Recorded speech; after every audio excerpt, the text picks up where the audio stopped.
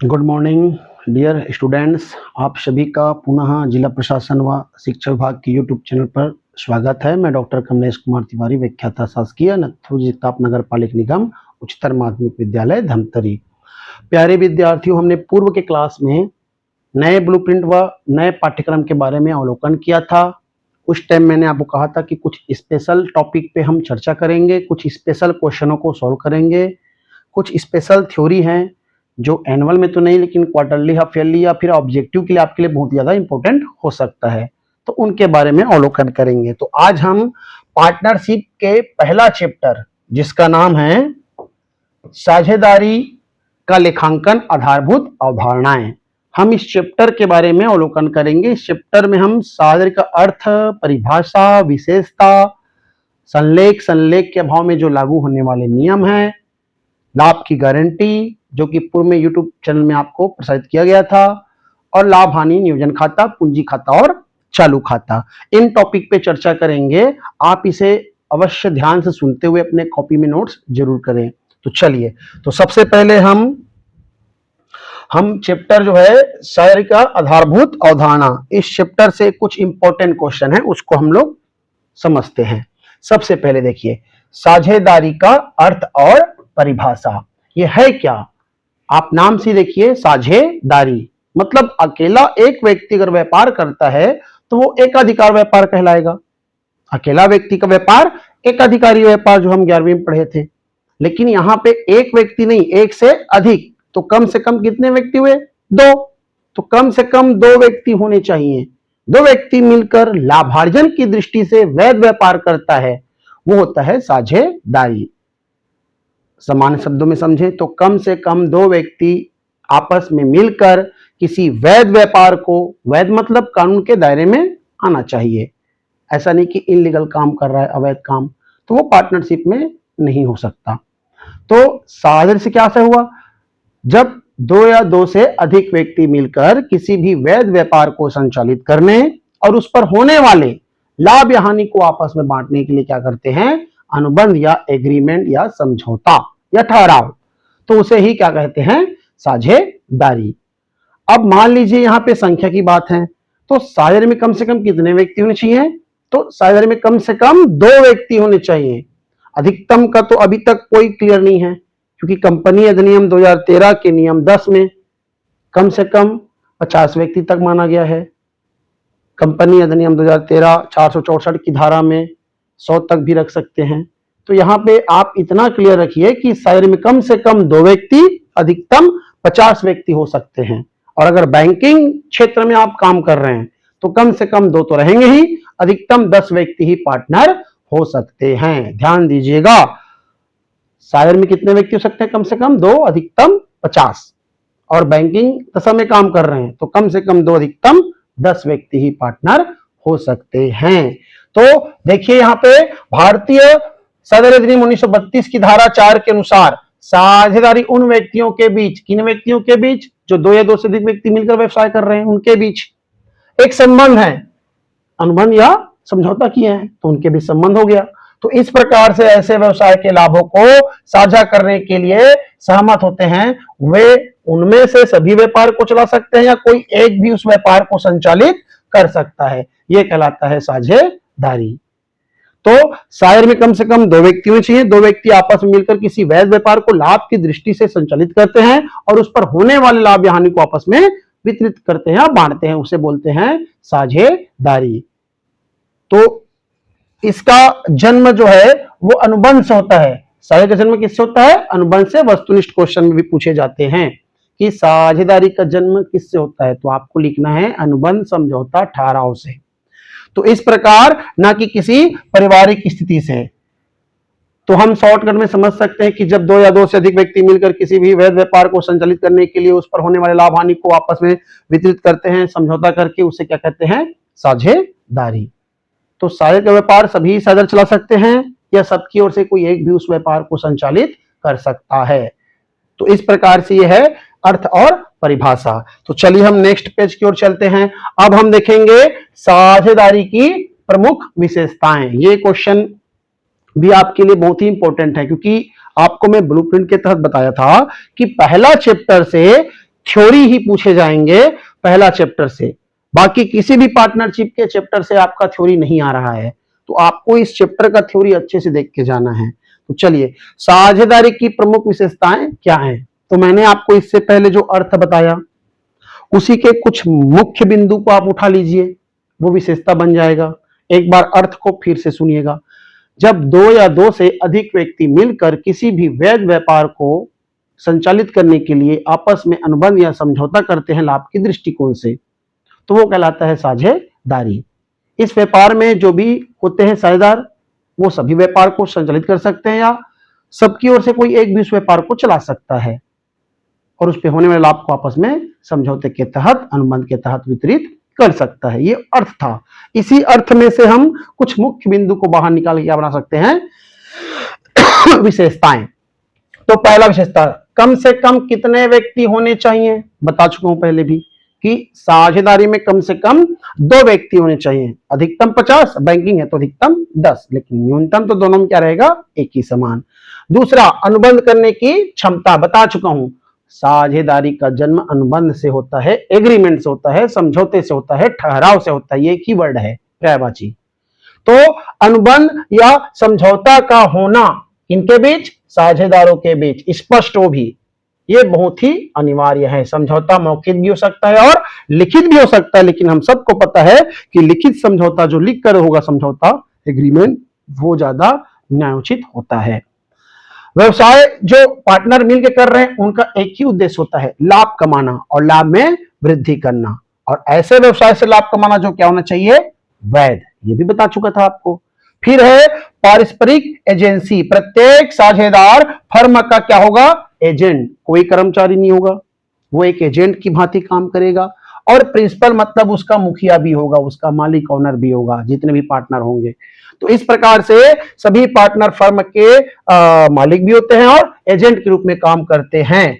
और अगला लास्ट है असीमित उत्तरदायित्व। जितने भी साझेदार फर्म में काम करने के लिए अनुबंध के तहत वहां पे प्रवेश किए हैं, सबका दायित्व जो है वो क्या होगा? असीमित। इसका मतलब है सभी अपने व्यक्तिगत कार्यों के लिए क्या होगा? उत्तरदायित्व। मतलब सबको मिलजुल कर अपने फर्म को संचालित करना होगा, सारे कर्तव्यों का पालन करना होगा, अपने अधिकारों का ध्यान में रखते हुए कर्तव्यों का निर्वहन करना होगा। तो इस प्रकार से ये कुछ मुख्य बिंदु जो है आपको याद करने में भी सहूलियत होगा। तो इसको आप अच्छे से अवलोकन कर लीजिएगा। यह है साझेदारी की प्रमुख विशेषताएं। अब देखते हैं साझेदारी संलेख क्या है। संलेख को ही बोलते हैं विलेख, इसको डिड बोलते हैं, इंग्लिश में बोलते हैं पार्टनरशिप डिड। तो साझेदारी संलेख क्या है? तो एकदम सिंपल सा उत्तर है, साझेदारी का जो लिखित समझौता ही क्या कहलाता है? साझेदारी विलेख। जैसे कि मैंने पूर्व में बताया कि साझेदारी लिखित भी हो सकता है और मौखिक भी, लेकिन लिखित साझेदारी का होना सबके लिए हितकर होता है, सबके लिए। तो साझेदारी का लिखित समझौता जो होता है वही कहलाता है साझेदारी विलेख। इसमें क्या रहता है? इसमें क्या लिखा रहता है? जिसमें फर्म का नाम, आपने जो व्यवसाय प्रारंभ किया, जिसमें मिलकर काम कर रहे हैं, उस फर्म का नाम, साझेदारों का विवरण, मतलब जितने भी पार्टनर हैं उनका नाम, पता, एजुकेशन, पढ़ाई, लाभ का बंटवारा, अनुपात, कैसे वो लाभ हानि को विभाजन करेंगे, अनुपात में करेंगे समझौते के हिसाब से, कि पूंजी के अनुपात में करेंगे, जो जितना पूंजी लगाएगा वैसा पाएगा, या फिर संलेख के भाव में फिर वो बराबर, कैसा लाभ हानि का बंटवारा होगा, वो सब इस विलेख में लिखा होता है। पूंजी, कौन पार्टनर कितना पूंजी दे रहा है, कौन पार्टनर को पूंजी पर ब्याज पाने का अधिकार है, हालांकि पूंजी पर ब्याज तो प्राप्त होता ही नहीं है, लेकिन संलेख के भाव में, तो कौन पार्टनर वेतन पाने का अधिकारी है, ये सभी प्रावधान जो है वो लिखे रहते हैं। संक्षेप में कहें तो साझेदारी संलेख साझेदारों या सभी पार्टनरों के बीच किया गया एक अनुबंध या समझौता है जो लिखित रूप से होता है, जिसमें साझेदारी के व्यापार को चलाने संबंधी आवश्यक नीतियों का, नियमों का, निर्देशों का वर्णन रहता है। इन्हीं नियमों के तहत ही सभी पार्टनर फर्म का संचालन जो है वो करता है।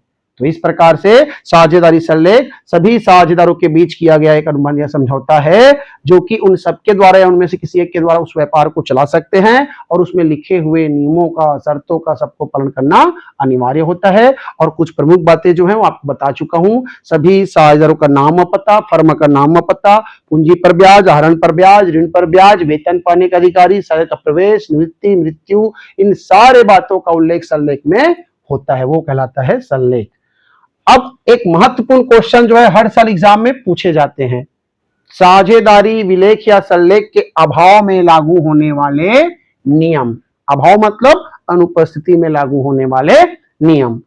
तो चलिए देखते हैं। अगर मान लो ए बी सी तीन पार्टनर हैं, मान लो ए बी सी ये तीनों जो हैं वो साझेदार पार्टनर हैं। अब जब इन्होंने फर्म में प्रवेश किया तो किसी भी प्रकार का अनुबंध या समझौता नहीं किया, तब फिर अंत में क्या होगा, जब लाभ हानि का वितरण करना होगा। तो ऐसे स्थिति में विलेख के अभाव में जो नियम होते हैं लागू, वो आपको मैं बताने जा रहा हूं। पहला नियम है लाभ हानि का बंटवारा जो है वो बराबर होगा। अगर इन पार्टनरों ने आपस में अनुबंध या समझौता नहीं किया है तो इनके बीच जो लाभ हानि बटेगा, चाहे कोई भी कितना पूंजी लगाएं, कोई भी कितना मेहनत क्यों ना करें, कोई मेहनत क्यों ना करें या करें, किसी भी एंगल से सबको लाभ हानि का बंटवारा क्या होगा, बराबर, क्योंकि इन्होंने एग्रीमेंट किया ही नहीं। दूसरा, वेतन या कमीशन पाने का किसी को अधिकार नहीं है। ये पार्टनर है, एजेंट हैं, एक मालिक के रूप में काम करते हैं, तो इनको किसी भी प्रकार के वेतन या पारिश्रमिक पाने का अधिकार नहीं होगा। किस दशा में, जब अनुबंध या समझौता करते वक्त ऐसा कोई शर्त नहीं होगा तब। तीसरा, पूंजी पर ब्याज, बता चुका हूं, पूंजी पर ब्याज पाने का भी इन लोग को अधिकार नहीं होगा। जो पूंजी लगाते हैं प्रारंभ में, उन पर ब्याज पाने का भी अधिकार इनको नहीं मिलेगा अगर इनके बीच समझौता नहीं हुआ है तो। और ऋण पर ब्याज, लेकिन ध्यान दीजिएगा महत्वपूर्ण बातें, अगर इनमें से किसी पार्टनर ने कंपनी फर्म को अतिरिक्त ऋण दिया है, लोन दिया है, उधार दिया है, तो उस ऋण की राशि पर उन्हें 6% वार्षिक की दर से ब्याज देना होगा। ध्यान दीजिए, जितना वस्तुनिष्ठ बता रहा हूं वहीं से, जितना भी थ्योरी क्लियर कर रहा हूं उसी के बीच से ही वस्तुनिष्ठ निकल के आएगा। लास्ट में मैं क्लियर कर दूंगा, टोटल लास्ट में थ्योरी क्लियर करने के बाद। तो ध्यान दीजिएगा, ऋण पर ब्याज जो है पार्टनरों को 6% वार्षिक की दर से दिया जाएगा अगर अतिरिक्त इनमें से कोई ऋण देगा तो। ये संलेख के भाव में नियम है। और अगला है, प्रत्येक साझेदार को व्यवसाय के प्रबंधन में, मतलब व्यवसाय को संचालित करने में अपना योगदान देना होगा। सभी को फर्म के पुस्तकों का अधिकार, सभी को लेखा जोखा देखने का अधिकार प्राप्त होगा, उसके लिए मनाही नहीं है। और अतिरिक्त कुछ कुछ पॉइंट है, कोई भी पार्टनर फर्म की संपत्तियों का उपयोग अपने निजी कार्य के लिए नहीं कर सकता। फर्म की तरफ से, कंपनी व्यापार की तरफ से उनको कार बंगला मिलेगा, उनका निजी प्रयोग नहीं कर सकता, ऐसा है। और कई सारे कारण है, मृत्यु होने पे, प्रवेश होने पे। आपको मुख्य बिंदु 6 पॉइंट है, वो 6 पॉइंट में आपको आंसर लिखने हैं, ये सटीक आंसर है।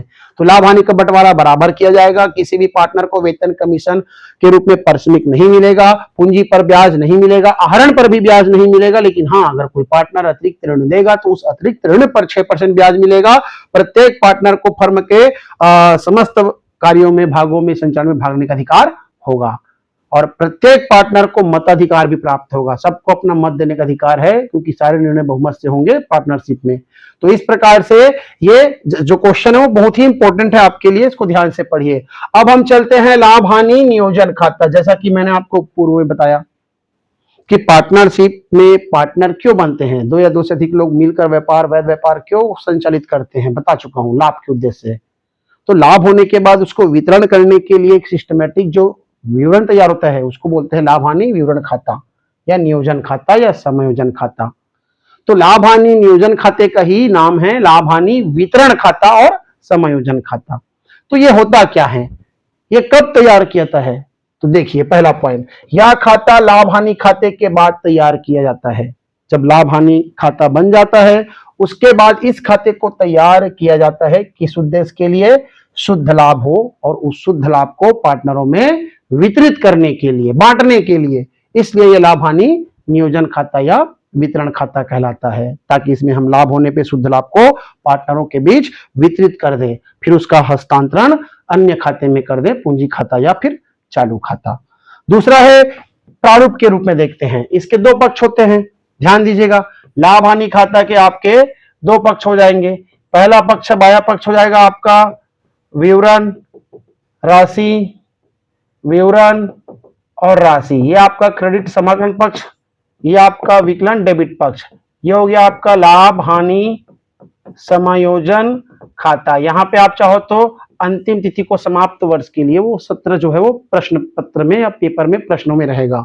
तो ये लाभ हानि खाते का प्रारूप हो गया, विवरण राशि, विवरण राशि। इसके सबसे पहले देखिए डेबिट पक्ष में आपको देय ब्याज, साझेदारों को जो ब्याज दिया जाता है, कौन कौन सा ब्याज दिया जाता है? सबसे पहला ब्याज होता है पूंजी पर, पूंजी पर ब्याज से, पूंजी पर ब्याज से। उसके बाद एक होता है, बताया था, ऋण पर ब्याज से, ऋण पर ब्याज से। और अंत में आता है वेतन या कमीशन।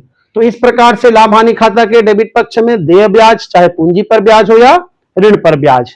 और इस तरफ ले लेते हैं आहरण पर ब्याज, आहरण पर ब्याज। तो देखिए डेबिट पक्ष में देय ब्याज, कौन कौन सा ब्याज आएगा?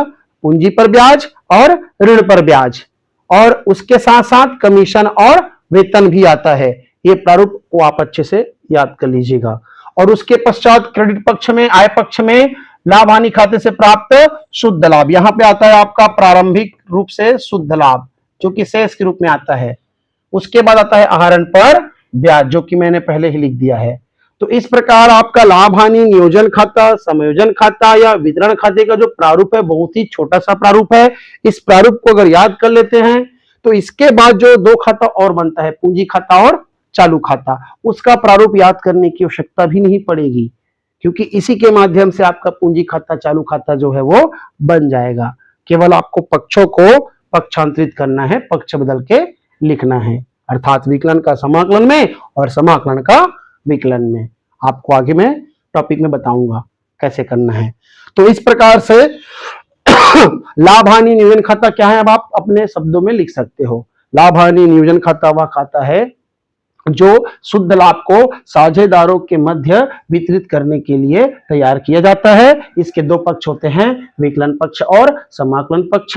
विकलन पक्ष में पूंजी पर ब्याज, ऋण पर ब्याज व वेतन कमीशन को लिखा जाता है, तथा समाकलन पक्ष में प्रारंभिक शुद्ध लाभ जो शेष के रूप में आता है उसके साथ आहरण पर ब्याज को लिखा जाता है। इसका विकलन शेष शुद्ध हानि को और समाकलन शेष जो है वो शुद्ध लाभ को प्रकट करता है, और शुद्ध लाभ या शुद्ध हानि होने के पश्चात उसे साझेदारों के मध्य अनुपात या फिर समान अनुपात में या फिर पूंजी के अनुपात में वितरित कर दिया जाता है, जैसा एग्रीमेंट या अनुबंध हुआ होता है उसके हिसाब से।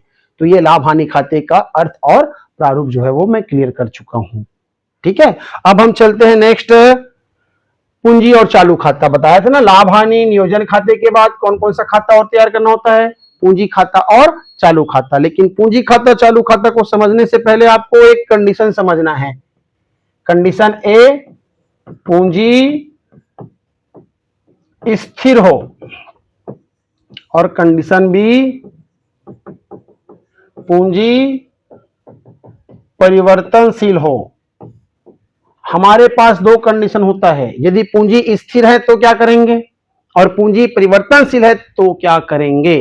तो ध्यान दीजिएगा, अगर आपका पूंजी मान लीजिए स्थिर है तो दो खाता खुलेगा, एक है आपका पूंजी खाता और दूसरा हो जाएगा आपका चालू खाता। और मान लीजिए आपका जो पूंजी है वो परिवर्तनशील है तो केवल और केवल कौन सा खाता खुलता है?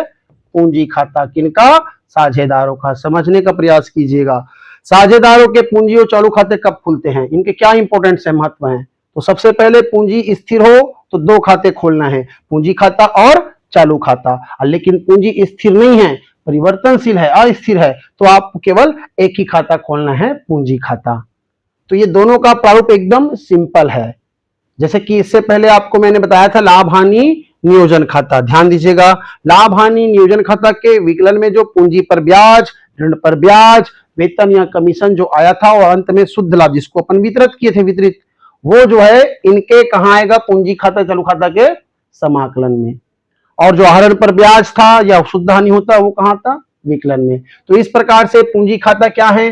प्रत्येक साझेदारों के द्वारा व्यापार में जो पूंजी प्रारंभ में लगाई जाती है या बाद में जो अतिरिक्त पूंजी लाई जाती है उनका लेखा जोखा जो है वो पूंजी खाते में करते हैं। किस कंडीशन में? जब पूंजी स्थिर होती है। जब पूंजी स्थिर होती है तो पहले पूंजी खाता खोलेंगे, उस पूंजी खाता में केवल साझेदारों के द्वारा जो लगाई गई पूंजी होती है और जो बाद में अतिरिक्त पूंजी लाई गई होती है केवल उनका ही लेखा कहां होता है? क्रेडिट पक्ष में, समाकलन पक्ष में होता है। किस नाम से? प्रारंभिक पूंजी जो लाई गई पूंजी वो शेष के नाम से और अतिरिक्त पूंजी जो लाई है वो रोकड़ के नाम से। उसके बाद हम पूंजी खाता क्लोज कर देते हैं। उसका आंसर हमेशा क्या होता है? क्रेडिट शेष होता है। उसके बाद आते हैं चालू खाता में। जब पूंजी खाता और चालू खाता दोनों खुल रहा है मतलब पूंजी स्थिर है। अब चालू खाता में क्या आएगा? बता चुका हूं। जो लाभ हानि खाते के विकलन पक्ष में है पूंजी पर ब्याज आएगा समाकलन में, ऋण पर ब्याज है वो भी आएगा समाकलन में, और वेतन कमीशन है वो भी आएगा समाकलन में, और लास्ट में आपका शुद्ध लाभ है जिनको हम पार्टनरों में वितरित किए हैं वो भी समाकलन पक्ष में ही आएगा। उसके तत्पश्चात हम समाकलन पक्ष में चलते हैं लाभ हानि के। तो लाभ हानि के समाकलन पक्ष में सबसे पहले क्या था? प्रारंभिक लाभ शेष के नाम से। तो शेष का ट्रांसफर किसी दूसरे खाते में कभी भी नहीं होता, याद रखिएगा, शेष का अंतरण किसी अन्य खाते में नहीं होता। आहरण पर ब्याज था तो आहरण पर ब्याज कहां आएगा? विकलन में आएगा क्योंकि वो समाकलन में था। अब जब आहरण पर ब्याज आ रहा है विकलन में तो पक्का आहरण भी कहां आएगा? विकलन में ही। अगर कोई पार्टनर फर्म से पैसा निकालता है तो वो आहरण है, उसी पर तो ब्याज लगा था। वो दोनों कहां आएगा? चालू खाता के विकलन या डेबिट पक्ष में आएगा। तो इस प्रकार से पूंजी खाता और चालू खाता हमने मौखिक ही आपको प्रारूप बता दिया। अब चलते हैं पूंजी परिवर्तनशील है तो क्या करेंगे? सिंपल, जब पूंजी परिवर्तनशील हो तो ये चालू खाता नहीं खुलेगा, केवल कौन सा खाता खुलेगा? पूंजी खाता। तो इससे क्या होगा? चालू खाते में जो आने वाले मदे हैं वो सब जो है वो बेघर हो जाएंगे। उनको बेघर नहीं करना है। जितने भी चालू खाता का मद था, पूंजी पर ब्याज, ऋण पर ब्याज, वेतन कमीशन, शुद्ध लाभ, इधर आहरण और आहरण पर ब्याज, वो सभी आ जाएगा पूंजी खाते में ही। जब पूंजी स्थिर हो तो दो खाते खोल दिए, पूंजी खाता, चालू खाता। पूंजी खाता में केवल लाई गई पूंजी, अतिरिक्त लाई गई पूंजी ही आया, बाकी पूंजी पर ब्याज, ऋण पर ब्याज, आहरण पर ब्याज, वेतन कमीशन जो भी है वो चालू खाते में चले गया। लेकिन जब पूंजी परिवर्तनशील होता है तो चालू खाता नहीं खुलेगा। तो जो भी चालू खाता में मदे आए थे वो सब के सब पूंजी खाता में ऑथेंटिक जिस पक्ष में था उसी पक्ष में उसको लिखना है। तो इस प्रकार से पहला चैप्टर में हमको 3 टाइप के सवाल सॉल्व करने हैं मुख्य रूप से। लाभ हानि नियोजन खाता जो कि मेन है, इन्हीं के बाद बनता है पूंजी खाता और चालू खाता। लेकिन दोनों खाता आपको खोलने की आवश्यकता नहीं है। आप प्रश्न पत्र के प्रश्न के लास्ट में जरूर देखना कि पूंजी स्थिर है कि परिवर्तनशील। अगर परिवर्तनशील है तो केवल पूंजी खाता ही बनाएंगे, और पूंजी स्थिर है तो आपको पूंजी खाता के साथ चालू खाता भी तैयार करना है। तो चलिए नेक्स्ट टॉपिक देखते हैं इसका, लाभ की गारंटी। इसके बारे में मैं स्पेशल यूट्यूब में चैनल बनाया हूं, आप जरूर देखना। लाभ की गारंटी क्या है? मैंने बताया था कि फर्म में मान लो ए, बी और सी 3 पार्टनर हैं। ध्यान दीजिएगा, फर्म में पहले से कितने पार्टनर हैं? 3, ए, बी और सी। पार्टनर सी जो है वो फर्म में प्रवेश करता है बाद में, मतलब नया पार्टनर है। तो कोई भी नया पार्टनर जब फर्म में प्रवेश करता है तो उनके मन में कुछ शंका, कुछ समस्या रहती है कि मैं कंपनी में इनके साथ व्यापार करूंगा तो मुझे नुकसान तो नहीं होगा, हानि तो नहीं होगा। तो इस हानि व जोखिम के डर से वो थोड़ा सा संकोच करता है। तो पुराने पार्टनर लोग उनको आश्वासन देते हैं, गारंटी देते हैं कि आप आइए हमारे साथ, प्रवेश कीजिए, आपको एक न्यूनतम राशि लाभ के रूप में हम अवश्य देंगे। तो ये कहलाती है लाभ की गारंटी। संक्षेप में समझें तो जब फर्म में कोई नया पार्टनर प्रवेश करता है तो पुराने पार्टनर उसको इस बात का आश्वासन या गारंटी देते हैं कि उनको एक न्यूनतम राशि लाभ के रूप में अवश्य ही दी जाएगी अगर उनको हानि होती है तो। और वो हानि की पूर्ति जो गारंटी देने वाला पार्टनर है, चाहे ए ने दिया तो ए के खाते से, बी ने दिया तो बी के अकाउंट से, दोनों के अकाउंट से, दोनों ने दिया तो दोनों के अकाउंट से उस हानि की पूर्ति की जाएगी। लिखा भी है, पढ़ लीजिए। जब फर्म में किसी नए या मौजूदा पार्टनर को न्यूनतम लाभ का आश्वासन देते हैं, मतलब जब फर्म में कोई नया पार्टनर प्रवेश करता है तो पुराने लोग उनको आश्वासन देते हैं न्यूनतम राशि का, न्यूनतम लाभ का। यदि वास्तविक लाभ की गारंटी से कम होती है तो अंतर की राशि जो भी पार्टनर ने गारंटी दिया था उनके अनुपात से वहन की जाती है। बता चुका हूं, अगर मान लो कमी होती है, नए पार्टनर को गारंटी मिला उतना रकम उनको नहीं मिला, मान लो गारंटी मिला 10,000 का, उनको मिलता है 8,000, तो 2,000 की कमी जो है वो जो गारंटी देगा, अगर ए ने दिया तो ए ने पूरा करेगा, बी दिया तो बी पूरा करेगा, दोनों ने दिया तो दोनों अपने लाभालाभ अनुपात में क्या करेगा, पूरा करेगा। इस प्रक्रिया को ही बोलते हैं लाभ की गारंटी। तो जिस प्रकार से कोई नया पार्टनर फर्म में प्रवेश करेगा तो पुराने पार्टनर उनको आश्वासन देते हैं कि एक निश्चित राशि लाभ के रूप में अवश्य ही दी जाएगी, और हानि होने पर वो हानि की पूर्ति, कमी की पूर्ति जो पार्टनरों ने गारंटी दी उनके द्वारा पूरी की जाएगी, ये होती है लाभ की गारंटी। अब हम नेक्स्ट चैप्टर में ख्याति के बारे में पढ़ेंगे, क्योंकि ये हमारा सेकंड चैप्टर होगा बुक का। तो ख्याति के बारे में हम लोग नेक्स्ट वीडियो में आपसे डिस्कस करेंगे। आप सभी का दिन शुभ हो। धन्यवाद।